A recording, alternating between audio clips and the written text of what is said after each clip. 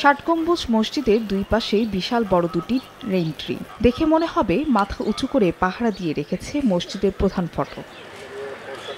প্রত্নতত্ত্ব অধিদপ্তরের তথ্য মতে ১৯১৩ সালের ২৫ জুন কলকাতা গ্যাজেটের মাধ্যমে ঐতিহাসিক ষাট গম্বুজ মসজিদকে প্রত্ন সম্পদ হিসেবে ঘোষণা করা হয়। সে সময় সদরের বারাকপুরের বাসিন্দা বৃক্ষপ্রেমী পরাণ হাওলাদার গ্যাজেটকৃত সম্পত্তির সীমানায় কয়েকটি রেইনট্রি গাছ রোপণ করেন। ধারণা করা হয় রেইনট্রিগুলো যশোর থেকে আনা হয়। কালের বিবর্তনে শতবর্ষী গাছ দুটি ঐতিহাসিক ষাট গম্বুজ মসজিদের প্রাঙ্গণের প্রাকৃতিক সৌন্দর্যের অবিচ্ছেদ্য অংশে পরিণত হয়। ষাট গম্বুজ মসজিদটা এবং এই শতবর্ষী যে গাছকে কেন্দ্র করে মানুষের যে সুন্দর অনুভূতি, আমার যে ব্যক্তিগতভাবে অনুভূতি, এটা আসলে বলার কোনো ভূমিকা রাখে না। এখানে ষাট গম্বুজে আসি আমরা, ঢুকলেই দুটো গাছের দিকে চোখ চলে যায়। তো গাছ দুটো দেখতে অনেক সুন্দর, অনেক পুরনো বয়স্ক গাছ, এরকম সুন্দর গাছ সচরাচর দেখা যায় না। এই দুটি গাছ কিন্তু পর্যটকদের কাছে খুবই আকর্ষণীয় এবং আমাদের কাছেও আমরাও চাই যে এই গাছ দুটি যেন আরও দীর্ঘদিন জীবিত থাকে। ওয়ার্ল্ড হেরিটেজ যে ষাট গম্বুজ মসজিদ এর সাথে একীভূত হয়ে গেছে।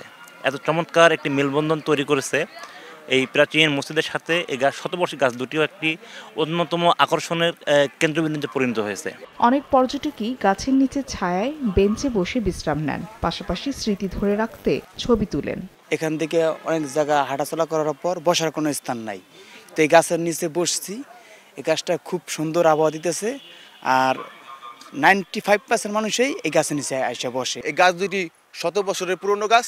এই গাছের পুরোটা অংশ এই ষাট গম্বুজ মসজিদের অনেকটা জায়গা জুড়ে আছে। এখানে শত শত দর্শনার্থী এসে বসে। বিশ্ব ঐতিহ্য ষাট গম্বুজ মসজিদ প্রাঙ্গণে 4টি রেইনট্রি গাছের মধ্যে 2টি প্রাকৃতিক দুর্যোগে ক্ষতিগ্রস্ত হয়। সময় সংবাদ, বাগেরহাট।